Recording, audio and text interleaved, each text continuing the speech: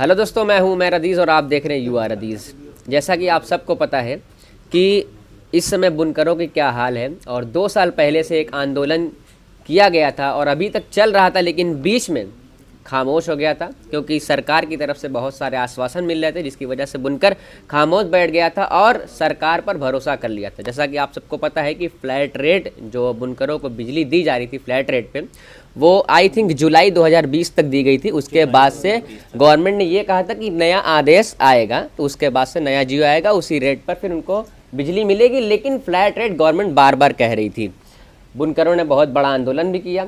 उसके बाद से हमारे वाराणसी वस्त्र बुनकर संघ के अध्यक्ष और उपाध्यक्ष दोनों यहाँ पे बैठे हुए हैं। इन्होंने भी बहुत सारी मेहनत की, हमारे सरदार साहिबान ने मेहनत की और एक नतीजा ये आया कि आश्वासन पे रुक जाया जाए। लेकिन फिर एक नया लेटर आया है। उस लेटर में क्या है, हमारे उपाध्यक्ष जी बताएंगे कि अभी जो मीटिंग हुई, सबसे पहले ये बताइए कि यहाँ पे ये मीटिंग क्यों बुलाई गई है, किस लिए है?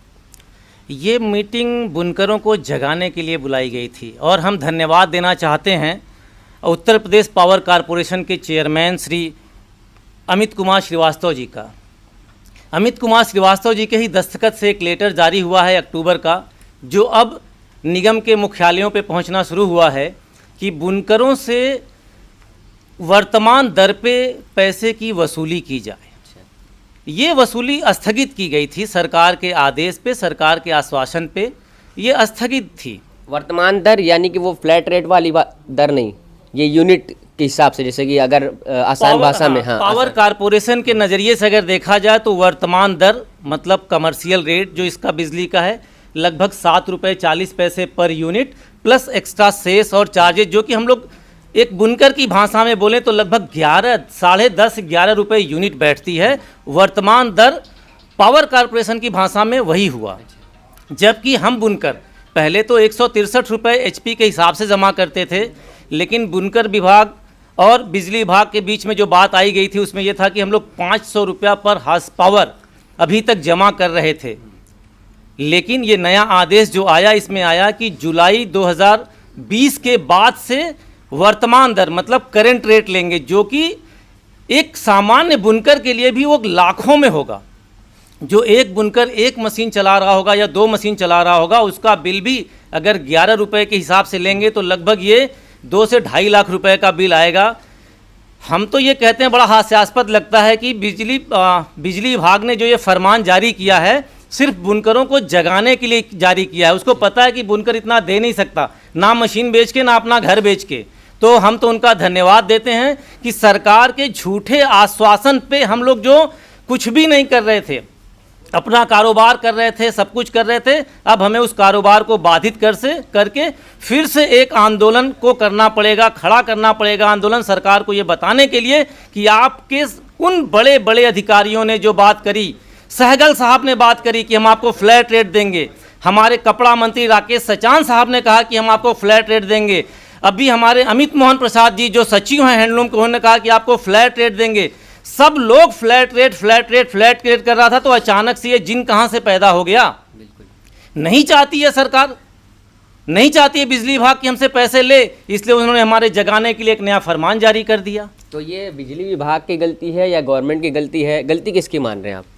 गलती नहीं बोलेंगे, इसको हम बोलेंगे सरकार कछुए की चाल से चल रही है, निर्णय नहीं ले पा रही है। बिजली विभाग को तो पैसा चाहिए, बुनकरों से प्लस सरकार से जो सब्सिडी आती थी उसके माध्यम से बुनकर का पैसा जो होता था वो बिजली विभाग को चाहिए।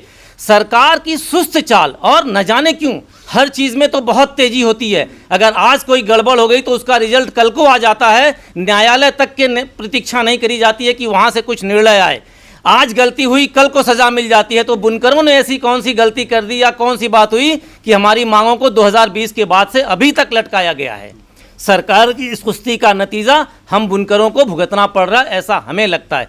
सरकार से मेरा आग्रह है, हम लोग फिर से कह रहे हैं कि उचित वृद्धि कर लें, उचित रेट वृद्धि कर लें, मूल्य वृद्धि कर दें और हमारी फ्लैट रेट की व्यवस्था को चालू करने दें। आदरणीय मुख्यमंत्री योगी जी से कहना चाहता हूं कि जो आप सपना देख रहे हैं वो बिना बुनकरों के पूरा नहीं होगा। 1 ट्रिलियन की इकोनॉमी आप बिना बुनकरों की मदद से पूरा नहीं कर सकते। मुख्यमंत्री जी कृपया बुनकरों को व्यवसाय करने दीजिए और उनका सहयोग कीजिए। तो वाराणसी वस्त्र बुनकर संघ का नेक्स्ट स्टेप क्या होगा और आप आम बुनकरों से क्या चाहते हैं? आम बुनकर तो बेचारे, उनको समझ में नहीं आता, उनको तो पता ही नहीं चलता कि हमारे साथ क्या होने जा रहा है या क्या होगा। हम ये चाहते हैं कि उनको बतावें कि बिजली विभाग का नया पैगाम ये आया है, हमें ये परेशानी होगी। हम आज सभी सरदार साहबान से मिलने के लिए जाएंगे, हम उनको अपने फेवर में लेंगे, उनको बातें बताएंगे। हम लोग का एक प्रोग्राम बना है कि कल कमिश्नर साहब के माध्यम से पुनः हम लोग अपनी पीड़ा जो है, जो मन की व्यथा है, वो कमिश्नर साहब को पत्र के माध्यम से प्रेषित करें। और यहाँ पे अगर कोई सरकार का प्रतिनिधि आ रहा है, मुख्यमंत्री आ रहे हैं, प्रधानमंत्री जी आ रहे हैं, तो उनसे हमें मिलवाने का कष्ट करें, जिससे हम अपने दर्द को बयान कर सकें। आज तक मुख्यमंत्री से हमारी एक बार भी वार्ता नहीं हो पाई। मुख्यमंत्री जी तक पता नहीं हम गरीबों का संदेश पहुंचा कि नहीं पहुंचा। बीच में जो अधिकारी हैं, बीच में जो हमारे प्रतिनिधि हैं, उन तक बात पहुंचाए कि नहीं पहुंचाए। क्योंकि हम तो ये मानते हैं कि बहुत करुणामयी हैं हमारे मुख्यमंत्री जी, किसी की आंखों में आंसू नहीं देख सकते, किसी के सीने में दर्द नहीं देख सकते। हमें तो लगता है हमारी बात उन तक पहुंच नहीं पा रही है। तो हम अपने कमिश्नर साहब के महोदय के माध्यम से ये कहना चाहते हैं कि उस बाबा जी से हमें मिलवाइए, उस साधु महात्मा से हमें मिलवाइए, उस मुख्यमंत्री से हमें मिलवाइए जो हमारी पीड़ा को समझ सके और हमारी पीड़ा को दूर कर सके।